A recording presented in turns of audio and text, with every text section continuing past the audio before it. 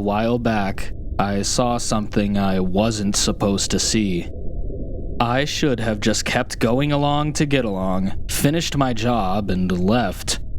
But if this knowledge is going to stay with me for the rest of my life, then it's only fitting for me to tell you all about it, because the government definitely won't.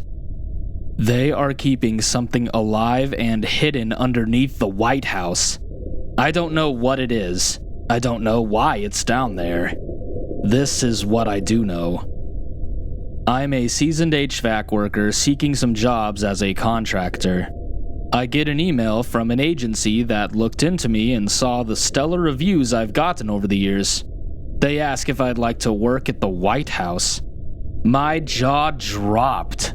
I'd always loved and taken pride in my country, and to be given such an honor would be incredible. Immediately, I'd chomp at the bit and write back that I'd love to, which put things in motion. I passed the background check with ease, which isn't all too surprising as I've never even had so much of a traffic ticket in all my life. And next thing I knew, I was pulling up to the gate that allows me back access to the White House. Given that it's 9 p.m. on a Tuesday night, the only people in sight are security agents. I drive up to the gate and I'm greeted by one of them. "ID, please," he asks. I place the card I was given into his hand. He scans it and checks his screen, which flashes a bright green check mark. He hands me my ID back and tells me, "You may proceed. Welcome to the White House," he adds with a slight grin. After scrambling to find parking, being greeted by a couple other agents, and getting lost a few times inside the building, I finally find the maintenance office on the second floor, where my new boss happily greets me. He takes some time to show me around a bit before guiding me down to the basement, where I'd be working. He tells me they've got a few leaks and an electrical failure of the central HVAC unit for the floor. He gives me a map that details the ductwork and leaves me to work. Given the nature of the problem here, this job shouldn't take more than a day, depending on how lucky I am finding those leaks. I wander over to the main unit and that's when it all starts. I'm canvassing the vent when I begin to hear a steady, high-pitched noise. I don't think much of it, but then as I drop further down the wide vent, the noise becomes totally indistinguishable from a loud scream, bouncing off the vent's steel walls.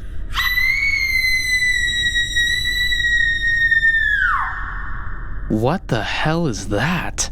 I think to myself. Is that someone yelling? I remain still for a moment as the noise continues.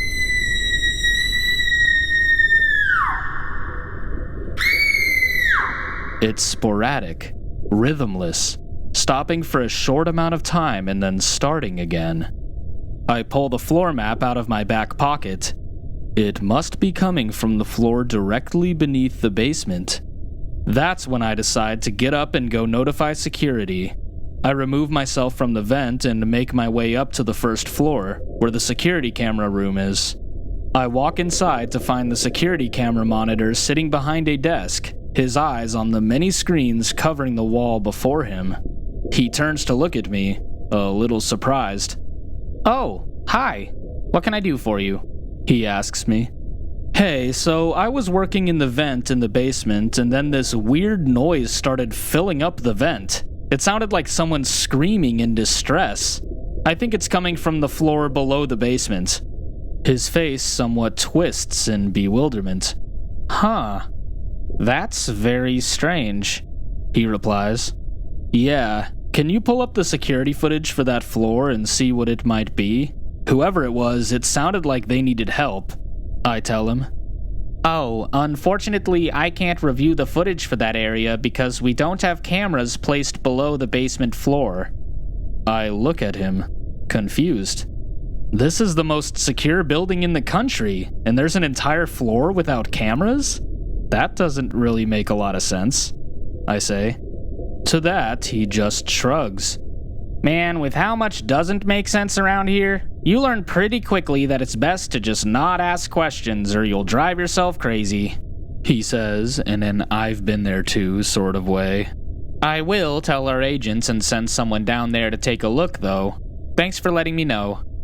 As he activates his microphone and begins dispatching someone, I turn and walk back towards the elevator. Well, I did what I could, at least, I think to myself. Why wouldn't they have cameras down there? I make my way back to the main ductway and continue working. For the next 3 hours, I work in silence. Ever since I informed the security monitor, the sound hasn't returned. Until all of a sudden, that same unnerving, horrific noise fills my ears again. This time I yell back, "Hello? Is someone down there? Do you need help?" The screaming is suddenly getting louder, as if it's responding to me. I get out of the vent once more and quickly go back up to the first floor security room. I run up to the doorway. "Hey, the noise is back," I say to the security monitor, out of breath. "It's a steady screaming sound, the same one as before. I tried yelling back to it and it got louder. I think someone's down there and they're hurt or something." "Listen, man, I already sent some agents down there to check the area. They didn't find anything that could be making a noise," he says, sounding exhausted. "Okay, here, come with me just really quick and I'll show you. I swear, someone is down there somewhere." "Unfortunately, I can't do that. I need to stay in this room at all times during my shift." He pauses and lets his face soften. "Look, man, that floor is level 10 access, meaning that it would be impossible for anybody to gain entry to that area unless they were given direct access, which virtually nobody gets." He continues, "To cover all my bases, I double-checked the log. Nobody is authorized to be down there right now." His face softens even more. "I don't know what you're hearing, but there's nobody on that floor below you." "Okay, well it's gotta be coming from somewhere else then, like any other floor," I say, flustered. The monitor shakes his head.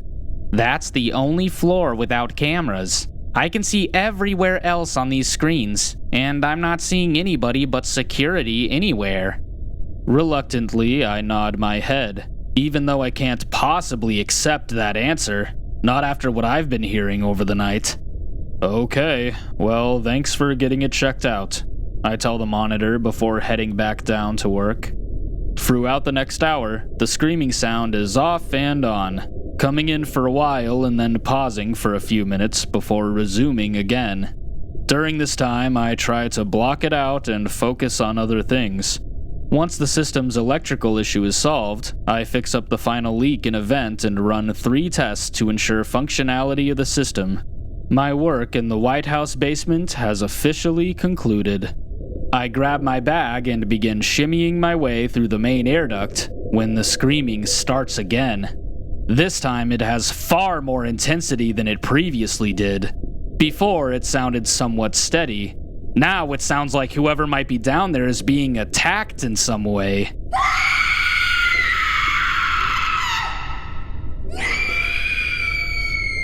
Obviously, somebody is down there and needs help, I think to myself. How the hell could the agents not have found anyone? It's just below me. If I don't at least try to check on this person, I won't ever sleep with a clean conscience. Screw it. I'm going to find a way down there. I pull out my map, locate where I am, and begin moving my way down the duct system. As I continue slinking forward like a worm, the screams are getting deafeningly loud. At the end of the central vent, serving as a hallway, I take a right turn, and just ahead is the faint glow of light coming up from the bottom of the vent. I shimmy up to it and silently remove the cover, opening up access to the room below. The screams are so close and open that I can tell they are originating from this room underneath me. From my vantage point inside the corner of the room's ceiling, I can see the room's floor, a filthy, and I mean filthy tiled floor, with a brown hue coating and staining the marble, which is brightly illuminated by fluorescent lights. It looks like it hasn't been cleaned, or even used, for at least a decade. With sweat dripping from my anxiety, I take a deep breath. Firmly and loudly, I say, "Hello, is anyone in here? I'm here to help." As soon as I get the first word out, the screaming abruptly stops. It's now entirely, eerily silent. Slowly and carefully, I move my head down into the room from the vent's opening. First, my eyes are seeing the corner closest to me. Then I slowly allow them to drift further up the disgustingly dirty floor. And that is the instant my eyes are met with the most terrifying sight I've ever had the misfortune of seeing. Right in the corner of the room, chained to the wall with 4 very large chains, stands a creature that looks human in form. A torso, 2 arms, and 2 legs. However, its head was almost the size of a car's tire. It had 2 completely black, small, beady eyes locked in and entirely focused on mine. Firmly focused, yet coldly vacant. It was breathing heavily, its chest rising and falling, its giant mouth drooling all over the floor. Before I'm able to truly process any of this, its mouth opens so wide that its hundreds of razor-sharp teeth are fully visible. That blood-curdling, distorted screaming once again envelops the room. It lunges forward towards my direction, its large feet leaving the ground before the steel chains yank it back against the wall. Its gaze remains squarely on mine. I quickly pull my head up out of the room and back into the vent. I grab the vent's cover and slam it back into place before squirming back to the main duct as fast as I possibly can. All the while, I hear the creature rattling its chains far behind me, its unholy scream relentlessly pounding the insides of my ears. Once I get to the main duct, I lift myself up onto the corner of the basement floor and drill the vent's cover into the wall, screwing it back in as far as the drill will allow. I sit there on the basement floor, next to my tool bag, right outside the vent, serving as a portal between normal life and hell. What the fuck was that? Is chief among the many, many thoughts running through my mind at that moment. I wipe the sweat off my face and begin regulating my breathing to slow it down, trying to think of other things. When I felt settled and looked presentably normal enough, I rose back up to my feet, grabbed my tool bag, and walked over to the elevator. My only focus at that point was to make it out of the White House and never return. And that's just what I did. I was supposed to come back the next day to work on the vents on 2 other floors. There was not a snowball's chance in hell. I called my boss and told him I couldn't continue on with the job. Obviously, I wasn't going to be truthful as to why, so I gave him a story. I immediately needed to relocate to take care of a non-existent family member with cancer. It seems I was inconspicuous enough to avoid any consequences of it all, as this all happened months ago.